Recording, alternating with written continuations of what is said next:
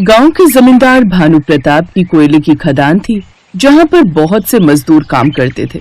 बाढ़ आने की वजह से काफी मजदूरों ने काम करना छोड़ दिया, जिस वजह से भानु प्रताप को काम में बहुत नुकसान हुआ। ठाकुर साहब, गांव के कोई भी परिवार वाले फिर से कोयले की खदान में काम करने के लिए तैयार नहीं हैं। मैंने तो उन्हें पैसों का लालच भी दिया है, पर सब कहते हैं हमारे घर परिवार है, छोटे छोटे बच्चे हैं, हम काम पर नहीं आ सकते। कोई तो रास्ता होगा मुनीम जी, जिससे हमारी कोयले की खदान में काम फिर से शुरू हो सके। कितने समय से काम में घाटा चल रहा है। अगर ऐसे ही रहा तो कोयले की खदान को बंद करना पड़ेगा, और अगर वो बंद हो गई तो समझो हमारा सारा व्यापार बंद हो गया। एक रास्ता है मालिक, अगर हम गांव के छोटे छोटे लड़कों को जिन्हें रोजगार की जरूरत है और पैसों के लिए मोहताज हैं, गरीबी में रहते हैं, घर चलाना मुश्किल होता है, मुझे लगता है वैसे लड़के इस काम के लिए मना नहीं करेंगे। उन्हें तो पैसे कमाने हैं, चाहे कैसे भी कमाए। एक बार काम करवा कर हम उन्हें अच्छे पैसे दे देंगे, उसके बाद लड़कों को हम पर विश्वास हो जाएगा कि ये काम मुश्किल नहीं है। बस उसके बाद दोबारा हम इन्हें खदान में भेजेंगे, फिर कई महीनों तक काम करवाते रहेंगे। लड़के खदान में काम करेंगे और यहाँ बैठकर आप नोट गिनना। मुनीम की चापलूसी भरी बातें सुनकर ठाकुर के मन में लालच आ गया और वो गांव के युवा लड़कों को हथियार बनाने लगा। उसने धीरे धीरे करके गांव के सभी लड़कों को रोजगार का लालच दिया। गांव के थोड़े बहुत लड़कों को ठाकुर ने पहले खदान के अंदर भेजा और उनसे कुछ कोयला निकलवाया। उसके बाद जब गांव के लड़कों के हाथ में पैसे आ गए तो उन्होंने अपने साथ के और लड़कों को इस बारे में बताया।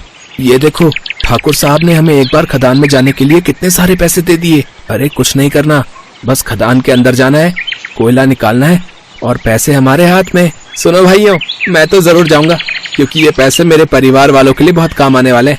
बापू है नहीं, माँ को मैं दुख और गरीबी में देख नहीं सकता। मैं तो खूब पैसे कमाकर आराम की जिंदगी जीना चाहता हूँ, और वो जिंदगी हमें ठाकुर साहब ही दे सकते हैं। लड़कों के हाथ में करारे करारे नोट और साथ में उनकी साहस से भरी बातें सुनकर बाकी के लड़के भी खदान में काम करने के लिए तैयार होने लगे। ठाकुर को 100 लड़कों की जरूरत थी। धीरे धीरे करके 100 लड़के खदान में काम करने को तैयार हो गए, जिनमें मालती का लड़का शिवम भी था। माँ चिंता मत करो, मुझे कुछ नहीं होगा। मेरे साथ और भी तो लड़के जा रहे हैं, और तुम तो जानती हो काम करना बहुत जरूरी है। तुम्हारी तबीयत ठीक नहीं रहती, इसलिए मैं नहीं चाहता कि तुम इस उम्र में काम करो। मुझे ये काम करने का मौका मिला है। बाकी के सभी लड़के बता रहे थे ठाकुर साहब बहुत अच्छे पैसे दे रहे हैं इस काम के। पर शिवम बेटा, पिछली बार देखा था बाढ़ आ गई थी, खदान में पानी भर गया था, बड़ी मुश्किल से हमारे गांव के लोग बचे थे। अब तो सबने उस खदान में काम करने से मना कर दिया है। तुम लोग भी मत जाओ। माँ, तुम्हें भोलेनाथ पर विश्वास है ना? हाँ बेटा, उन पर ही तो पूरा विश्वास है। तो ठीक है, मैं भोलेनाथ को अपने साथ ले जा रहा हूँ। तुम काशी से भोलेनाथ की वो फोटो लाई थी ना, वो मुझे दे दो। मैं उस फोटो को खदान में रख लूंगा, और जब भी काम किया करूंगा तो भगवान शिव की पूजा करके ही किया करूंगा। और जब वो मेरे साथ होंगे तो फिर तो तुम्हें कोई चिंता नहीं होगी। मैं ठीक कह रहा हूँ ना माँ? शिवम की बात सुनकर मालती के मन में थोड़ी हिम्मत आती है और वो भोलेनाथ की फोटो शिवम को दे देती है। शिवम फोटो को लेकर सब लड़कों के साथ खदान के पास पहुँचता है। अरे शिवम, ये तू शिव जी की फोटो लेकर क्यों जा रहा है वहाँ? हम वहाँ काम करने जा रहे हैं। वो कोयले की खदान है, कोई मंदिर नहीं जो तू वहाँ पूजा करेगा। रामू, मैं जहाँ भी जाता हूँ भोलेनाथ हमेशा मेरे साथ रहते हैं, और मेरे ही क्यों, वो हम सबके साथ हैं। वो इस पूरी सृष्टि के साथ हैं। इसलिए जब मैं खदान में काम करूंगा तो पहले इनकी पूजा किया करूंगा। मैंने अपनी माँ से वादा किया है कि मैं भोलेनाथ की फोटो को हमेशा अपने साथ रखूंगा।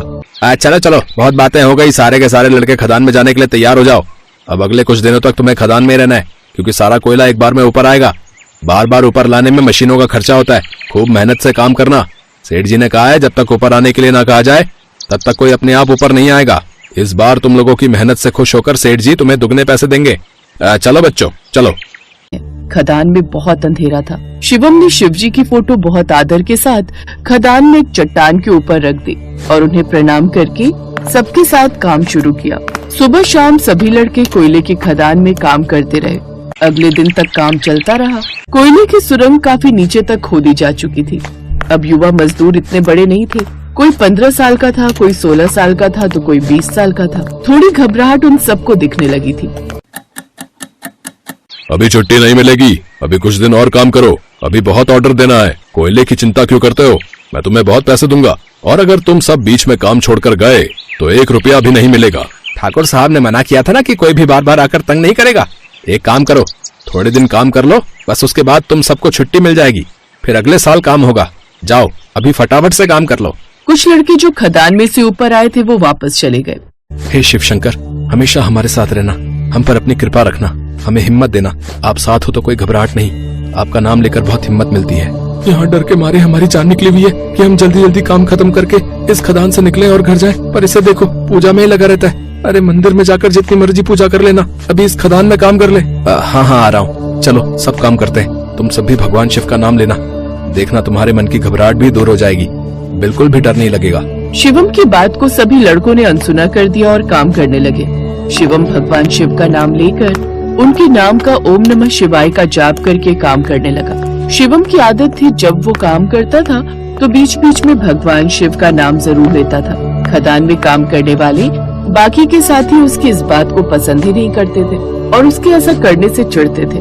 काम दिन ब दिन खतरनाक होता जा रहा था क्योंकि खदान की दीवारें कमजोर थी। एक दिन जब सभी लड़के काम कर रहे थे तब अचानक भयंकर हादसा हो गया।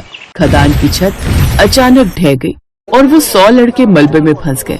चारों ओर धूल का गुबार और अंधेरा छा गया। बाहर निकलने का कोई रास्ता दिखाई नहीं दे रहा था। अब क्या करें, हम सब तो इस मलबे में फंस गए, अब हम जिंदा नहीं बचेंगे। हमारी तो आवाज तक बाहर नहीं। कहा था सेठ जी को कि हमें और काम नहीं करना, पर वो नहीं माने। अब हम क्या करें, हमारी तो जान खतरे में है, हम नहीं बच पाएंगे। घबराओ नहीं, भोलेनाथ हमारे साथ है, वो हमारी रक्षा जरूर करेंगे। बस एक बार मेरे कहने से तुम सब उन्हें सच्चे मन से पुकारो, वो मदद अवश्य करेंगे। वो देखो भगवान का चमत्कार, मलबे से भगवान की फोटो को कोई नुकसान नहीं हुआ। वहाँ देखो, उस चट्टान पर फोटो अभी भी सुरक्षित रखी हुई है। भोलेनाथ हमारे साथ हैं। सब लड़के देखते हैं कि भगवान भोलेनाथ की फोटो सचमुच वैसी की वैसी ही चट्टान पर रखी हुई है। सचमुच ऊपर जाने के लिए सीढ़ियों से रास्ता था। सब लड़कों की खुशी का ठिकाना नहीं था। सब लड़के भोलेनाथ की जय बोलते हुए उन सीढ़ियों से सुरक्षित खदान के ऊपर आ गए। हे शिव शंकर, आपकी जय हो। आपने आज अपने 100 बच्चों को सही सलामत इस खदान से बाहर निकाल दिया। भगवान भोलेनाथ ने हमें कुछ नहीं होने दिया माँ, उन्होंने हमारी रक्षा की और हमें सुरक्षित निकाल दिया। जमींदार से अपने मेहनत के पैसे लेकर सभी बच्चे अपने अपने घर चले जाते हैं। उन सब बच्चों को पता था कि आज सचमुच भगवान शिव ने उनकी रक्षा की और उन्हें सकुशल खदान से बाहर निकाल लिया।